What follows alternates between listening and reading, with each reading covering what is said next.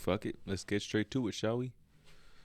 Well, as always, I always find a way to talk about Steve Jobs, right? But I promise you this time I got a bit of a different story to tell. Let's talk about the story that everybody talks about, and that's how he got fired from the company that he co founded with Steve Wozniak. Now, him and Steve Wozniak created the Apple I in 1976, and then they created the Apple II with the money that they made from Apple I. You could think of the Apple I as a typewriter, just, with power and technology and like a computer monitor. You know what I mean?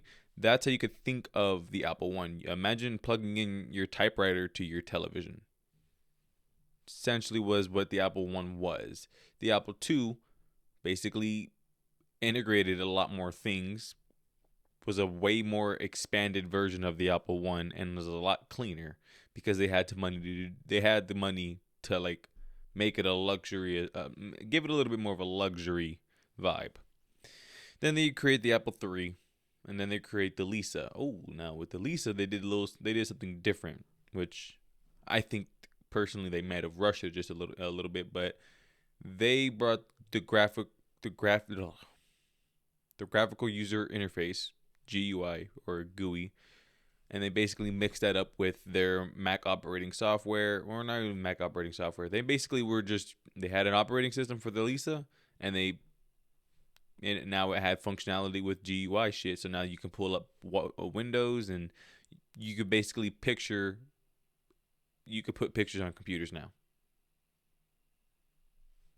Anything you see on your computer right now, whatever you're looking at, YouTube thumbnails, graphic everywhere. These little logos, the X button, the like little minus bar that minimizes the screen completely, and the green one that'll like just make the screen smaller. Graphics. Before then, it was just text on a screen. See what I'm saying here? It wasn't as, like you had windows and shit, but it was all just text on screen. There were no circles, there were no triangles, there were some shapes, but I couldn't take a picture of myself and put it on an Apple II. Or I mean I could, but it wouldn't look the same as what it looks like now. It would look like a very digital version of myself. So think of like a very pixelated picture, but like with code instead of little squares, which we call pixels. There were no pixels back then.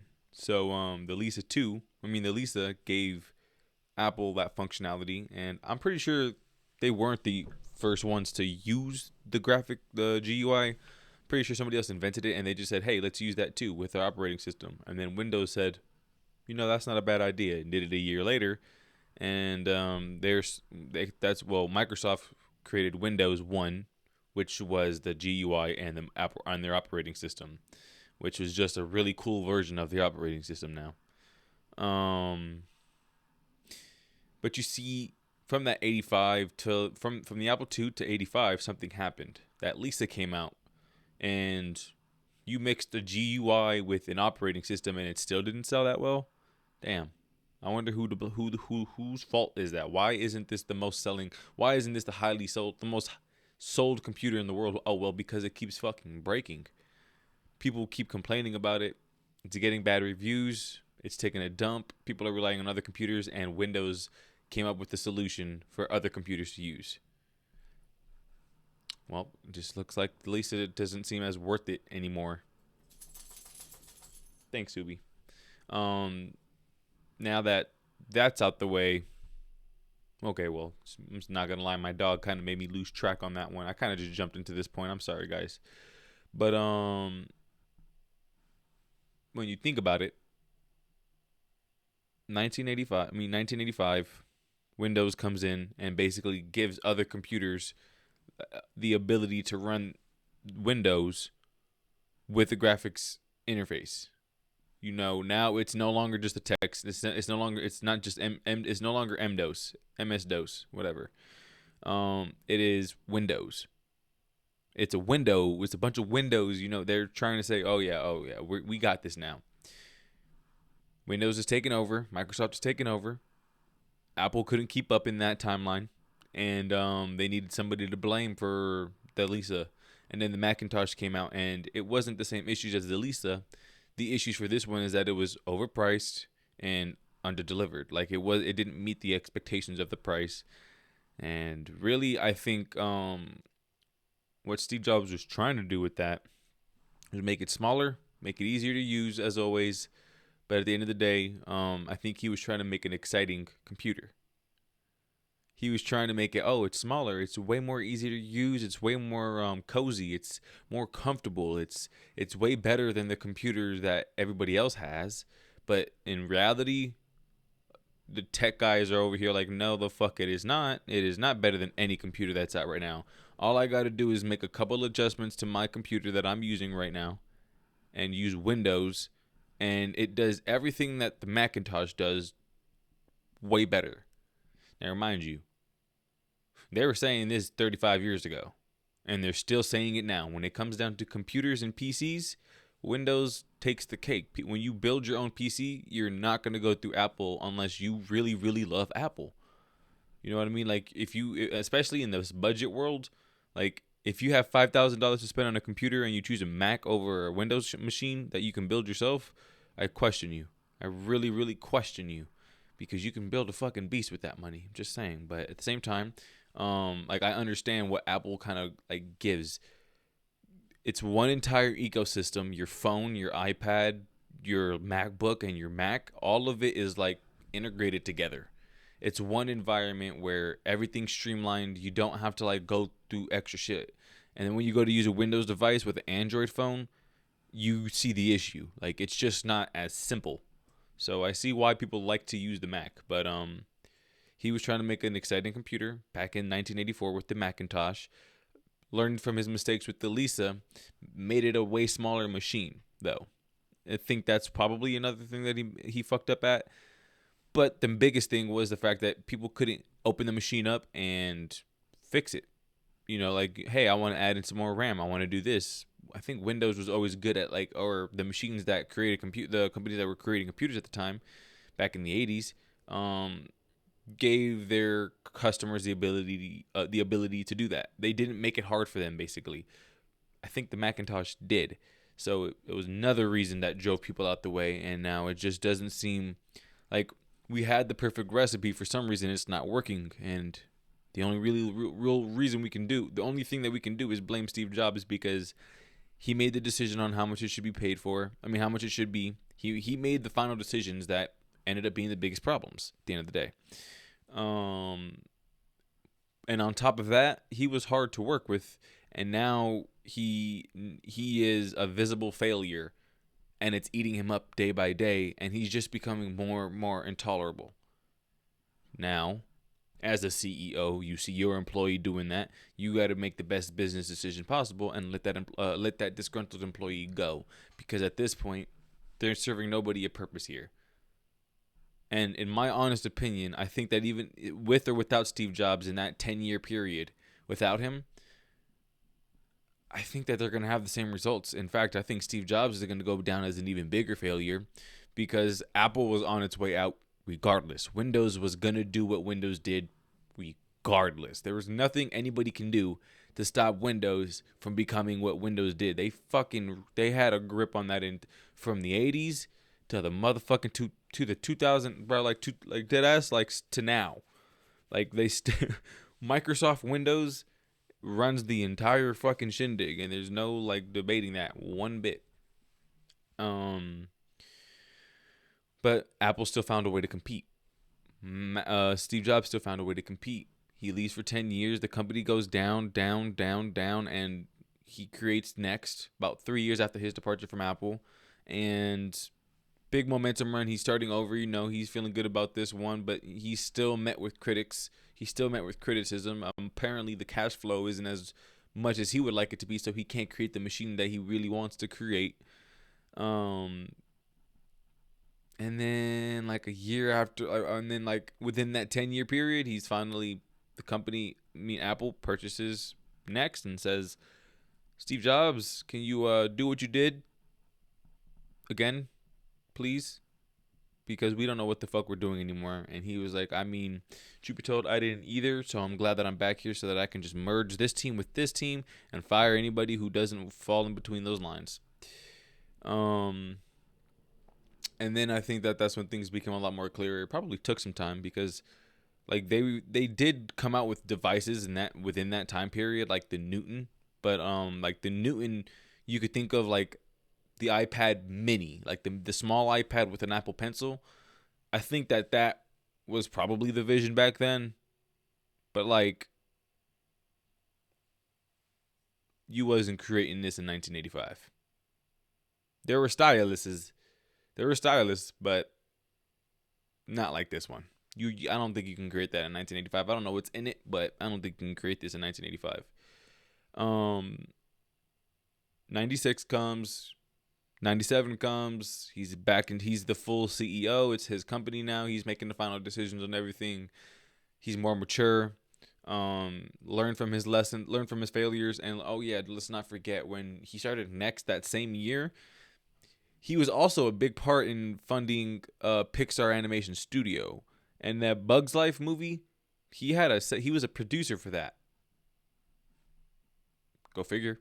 Marketing, Steve Jobs, storytelling, Apple, the iPhone.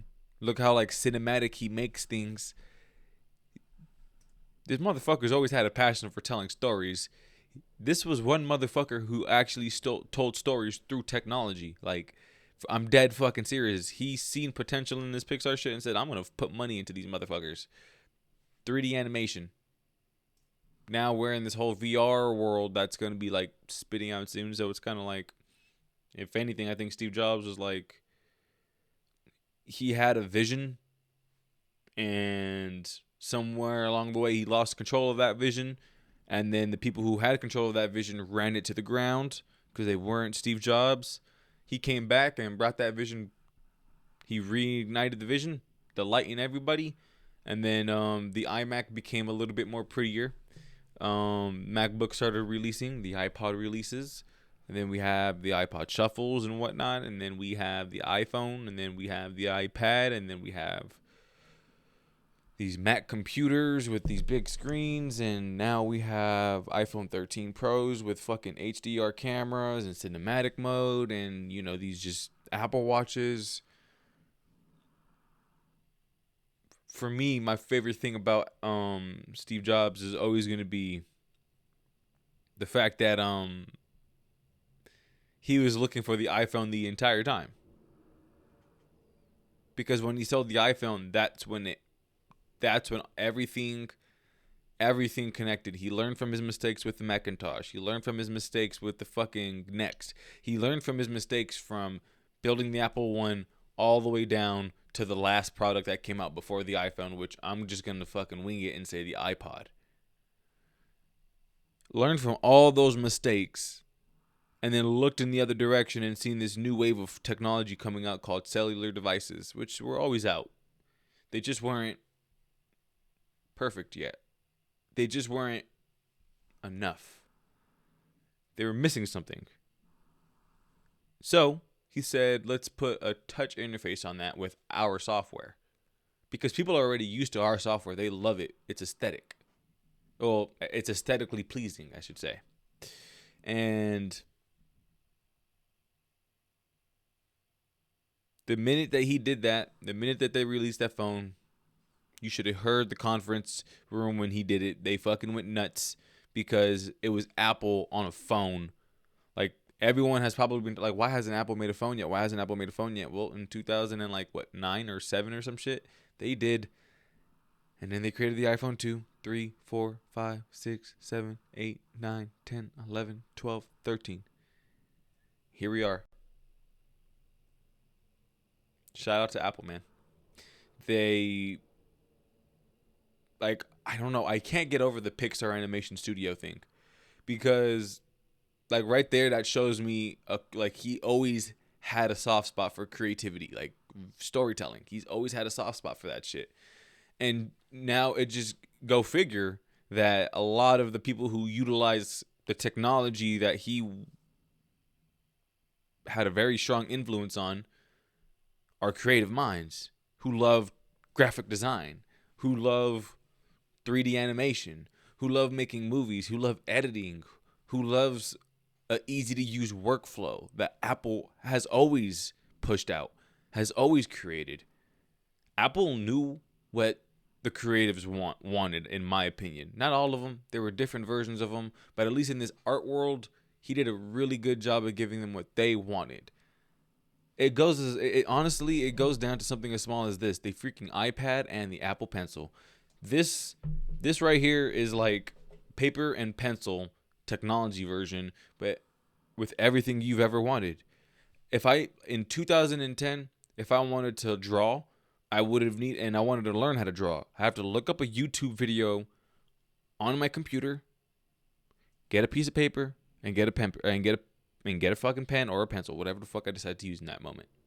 Now I know at the time you're like, bro, that's easy shit. I do that on the fucking daily basis. Yeah, I know. But imagine being able to do that all on the same fucking device. One device. You're drawing on the right side and you're watching the YouTube video on the left side. And you can pause that video whenever you please and draw on whenever you please. You can simultaneously touch both of these things. You can look up other things along the way. You aren't just restricted to that one video and you're drawing on the right side. Sure, it's a smaller fucking pad to draw on, but you could always slide it over to the left a little bit. The YouTube video will be smaller, but you have a little bit more room to draw. I feel like a real artist can make it work. And then when you bring it back into full screen mode, now you can get a lot more detailed once you're done with the tutorial. Easy to use. And the beautiful part about it also is, let's say you're an editor and you want to work in Adobe After Effects and you are using the rotoscope. Apple Pencil, can it save you in that moment if you're using a Mac? No, but because of the fact that you have a iPad, you could sidecar to your iPad. Now you could run After Effects on your iPad and use your Apple Pencil as a mouse. Now you can have a lot more detailed, accurate tracing. That ecosystem right there is unmatched in my opinion, especially with no lag, dude. Like it goes really crazy. Like, I don't know. There's a lot of things that you can do. And I feel like for a real creative, the things that you really want to have, if you're like using Apple devices, a MacBook computer of some sort, whether it's a MacBook Pro, or whether it's a MacBook, an iMac, or a Mac Mini, or a Mac Pro, whatever it may be. As long as you can get your hands on something M1, an iPad, because of the Apple Pencil, and then like if you're into the photo world, the artistic drawing or like photoshopping, graphic design, still images, then I think Apple has one of the best displays. That's a hands down thing, is that Apple has like the best monitors when it comes down to monitors. You'll want to get something like, that's where I think a MacBook comes in. You get an iPad. It could be an iPad Air. As long as you can get that Apple Pencil, it doesn't really matter. As long as it could sidecar things, it doesn't really matter. It's so much easier, I'm telling you.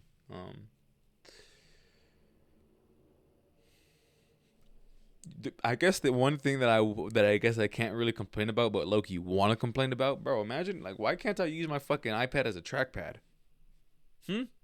Why can't I use my iPad as a trackpad? That's one thing you haven't gave me yet. Bro, that would be fucking goated. That would literally be nuts. Whatever. Like I said, integrating their products within each other, within their consumers. Yeah, they better be doing that for the prices, right? But no, dead ass though. Like, this makes me think that, like, why doesn't Apple sell other shit? I think that if you really want to nail this Apple, like the product that you have with Apple, you have to buy other technology that Apple is nice to, that basically caters to the app to Apple's needs. Like, I have this adapter that's literally only made for MacBooks that were sold into 2020, because it has two ports that go into the left side or the right side, and it has a bunch of different adapters. It has an Ethernet jack, two Type-C cables, HDMI, USB, SD card slots, and another USB 3.0. All because Apple decided, hey, let's not put that in the device this year.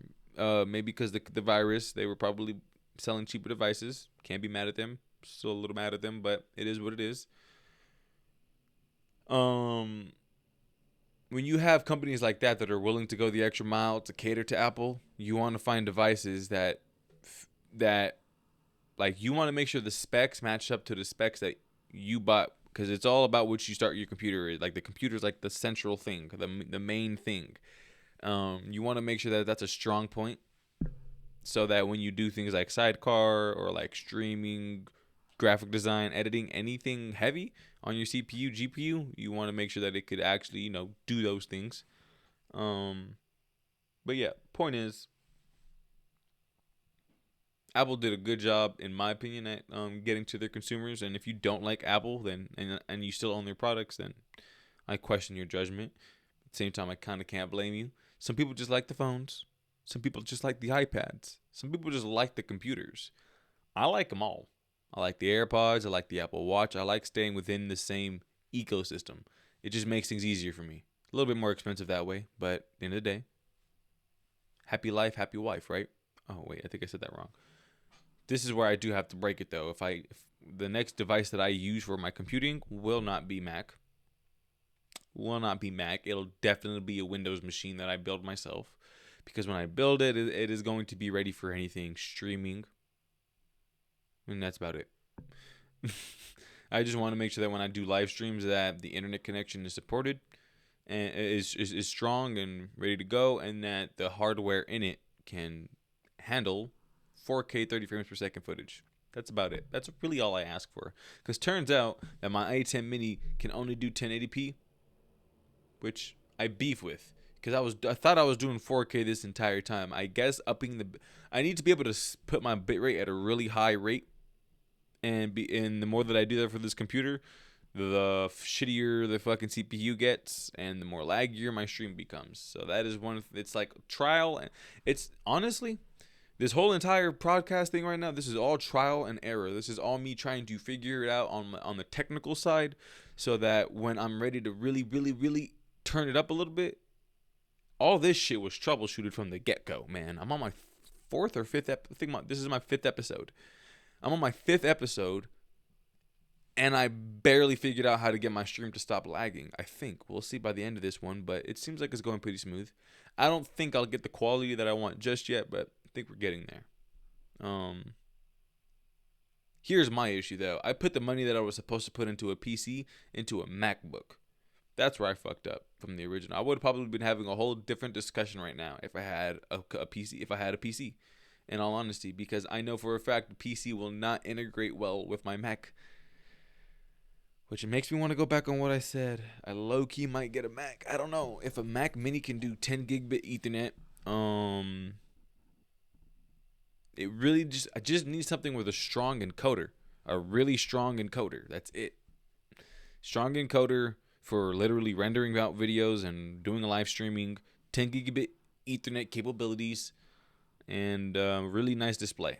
I think that's gonna run me about $6,000 in all honesty, but I don't know. I like staying within that ecosystem, and can't nobody tell me different. So, let me get off the Apple train for a little bit, and let's talk about like a little bit of the Bill Gates situation, though. I guess that I'm in this stage of my life where I'm like doing a huge deep dive on tech, all tech things related, and I can't. If it's not from 1985, then I don't give a fuck about it. Like, I need to read articles from this specific timeline so that I can be in that world instead of this one. And when I did that, I noticed how you can't say Steve Jobs without saying Bill Gates. The fucking, like, I can only imagine Bill Gates being that one smart kid in the class who is annoyingly smart, who will answer the question even though you were about to answer that motherfucker. Like, shit like that. Like, that's what Bill Gates reminds me of. The motherfucker who's just playing his cards right and, like, watches you fuck up and then is, like, smiling at you the whole time. Like, look, damn, you're just realizing now? I noticed it about 10 seconds ago, buddy. Like, the person you don't want to play poker with. That's who Bill Gates reminds me of. Because if I'm Steve Jobs around that time, I'm scared of that motherfucker. I can't stand that man. It all started with when he bought that company, Seattle Computer Products, sold their operating system to IBM. That was the first strategical move that should have showed everybody that Bill Gates was not to fuck with. Do not fuck with him. He will make that dirty move that pisses people off. He don't care about how you feel. He cares about the vision that he has, which is a vision that I kind of don't speak about often, because I remember I said that Windows covers more ground. It does cover more ground, because think about how Apple works versus how Windows works. When you build a Mac Pro, when you build a computer on the Mac, you can only do it through Apple. Granted, that's easier. That's way easier to do, but it's a lot more expensive. When you build a Windows PC, you can utilize different websites, different sellers, different fucking hardware, and the hardware is a lot cheaper in some degrees.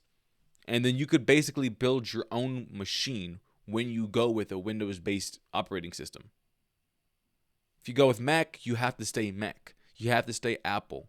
If you go with Windows, you have a little bit more range. You can choose your own GPU. You can choose your own hardware to put into your machine from different places that might have better deals. You have one place to go in with Apple. And I think that's what like reels me back in when I think about it, because it's like it's way smarter to go with Windows. You get more variety. You get more range. It's way more of a bigger pool to dive from as opposed to Apple. And you're limited with Apple. You're not limited with Windows. The only time you're limited with Windows is when you actually use their fucking software, because it's not integrated well with Apple. So like, and they're not integrated well with Android. Like there's not many mobile devices and shit like that. So I guess it's like a pick your poison. Do you want, if you're running like Apple devices, other than if you have all Apple devices and you want to get a PC, it's like you're breaking that ecosystem. Are you willing to miss out on reliability to use Premiere Pro when, like, imagine if you, I don't know. This is literally a decision that I'm going to end up making in my life, and I'm kind of game planning about how I'm going to go about it now. Because the part of me wants part of me wants a really nice, clean Mac Pro with a nice, beautiful display. My pockets don't. My pockets really, really want a nice, huge shell with a really nice hardware that I can take in and take out whenever I please. Customizable for years on years. I could literally like use the same shell and just take out shit as I go, unless things like the M1 chip come out and now we can't. Now technology is a lot less compatible with this motherboard because it's made this way. I don't know. Technology advances way too fast to want to stick with Apple when it comes down to a computer. And with Windows, you could probably keep up because you could put in new chips and buy hardware that's compatible. With MacBook, you'd have to buy an entirely new device. With a MacBook device, with a Mac product, you have to buy an entirely new device, and I think that that's where it's really a win for Windows, because like your computer grows with you at that point. You have to keep the same computer the entire time when you go with Apple, when you buy a laptop in general. So I think that it depends on what you use your computer for. If you're using your computer for just like school and work, and like you never open it ever, unless it's like to go on Facebook every now and then, you can get whatever device you want. But if you're doing something that requires heavy processing power, like editing, anything creative, in my opinion, if you're doing anything that requires heavy hardware, you probably like are going to want to look into the specs of what you need. The specs are going to save you if you could understand how to read specs on a computer and how they relate to your needs. Then the device that you choose should be perfect. And I think that that's something they don't really speak about a lot when you're like looking for that perfect build a PC thing. What they love to say is it depends on what you do. Yes, it definitely does depend on what you do, but what they forget to say is that you need to understand, you need to comprehend the specs in these devices and see how they fit your needs. A way to do that is by saying, okay, I'm a graphic designer. I'm going to be using a lot of graphics, a lot of heavy fucking graphics on my computer.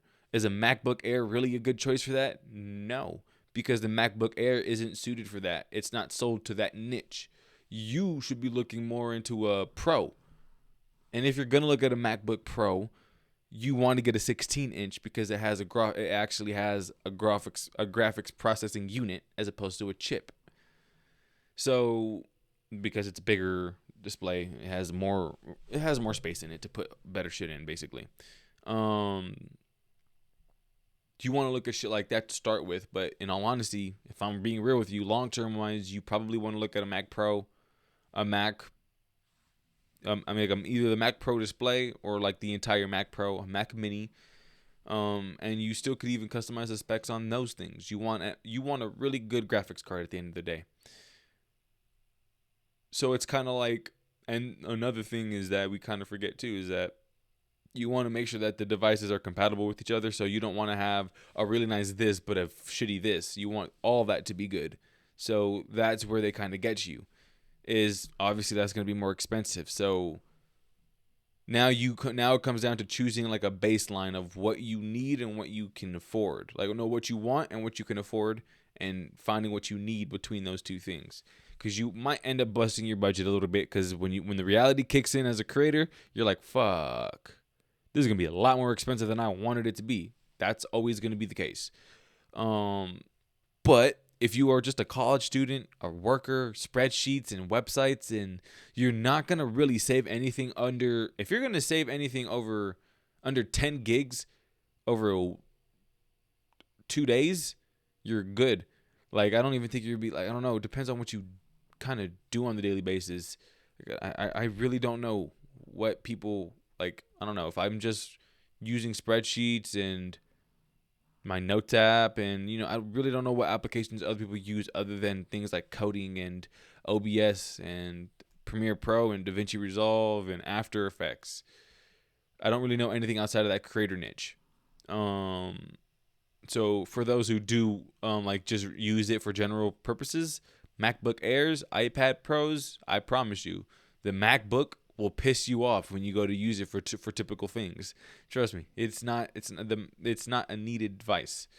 It's when you decide to really just pick a product, a computer that you need. You need a computer. It's time for that decision. Understand the specs. What are you going to use the most? What applications are you going to use the most? Look up the application and the required specs, but also look up the recommended specs from different sources that utilize it for what you use it for. Like if I'm an editor, I'm trying to see like, okay, who's editing videos and do they ever talk about what specs they use for their computer or what specs which we should be using for our computer? What if I go on Premiere? What if I look up Premiere Pro 4K? Like look up problems that happen when you have a shitty computer. I have a bad CPU, I have a bad GPU, so my computer can't render out really high quality streams. So I know not to, if I'm buying one, I know not to get a computer that can't encode really high, meaning I need to have a GPU and a CPU that are really, really strong so that it could at least rely on something to do the heavy encoding. Yeah, I'm ranting on about it. Point is, specs are going to save you. Understanding specs and how they work for you is what's going to be important. But also another thing that we tend to forget is like what we'll be doing 5 years from now. You might have a fucking use for it now, and then like it'll be completely different in 5 years. So just keep that in mind too. Like you might not be doing the same thing, so like you want to always keep it strong enough. Like the stronger it is, the more like the less of a chance you have of running into like fucking hardware issues, like you not being able to use it to the full to your full capacity because you limited yourself 2 years ago when you made a decision to buy a computer. So like think about like all of the fucking bases that you might want to cover. And you might not even cover them all by those 5 years, or you might cover a completely different field in 5 years. Just make sure that you do your best to like find out which computer works the best in longevity wise, and I'm gonna say Windows machine every time, because you can plug things in and you can take things out. You could even take out you could literally, you get the shell once. Like it's kind of like a no-brainer when it comes down to the Windows machines. They cover more ground. Apple simply restricts you when it comes down to like what you need and what you don't need. So yeah. Um, I still haven't figured out the debate between Windows and um, Apple. At the end of the day, they both sell you computers um, that do things, and like they're both compatible with things that other people create on these devices, like Premiere Pro and Final Cut Pro. But then there's also Avid. Like there's also like, technology is gonna like evolve regardless. Apple and Windows both just do a good job at creating environments for us to create things on.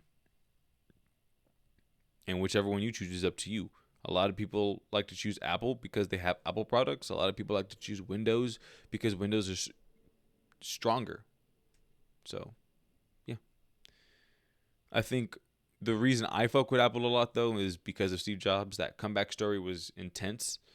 Um, I still can't get over that Pixar thing. Like, what did he see? Like, what made him, like, that kind of tells you a little bit about Steve Jobs, that he was either a money grab or storytelling, man. And he said that you gotta love what you do. And I think that any CEO who doesn't love what they do are kind of screwing themselves. You're putting all that work in for something you're eventually gonna get tired of. I want to put that work into something that I'm never gonna get tired of. And to me, that's helping creators create, telling stories through technology. And I think that's really all I can fucking do is help creators create and tell stories through technology. I use Sweezy Productions for one and Iris for the other.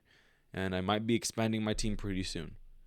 I had a pretty good conversation with one of my coworkers and we kind of see eye to eye. So I might be rehashing some old type of content, and making a push towards a new vision that isn't just led by me anymore. So stay tuned for that. And thank you for listening to me, because I know that me making content by myself might have been hard for people to fucking watch. That's what I do know.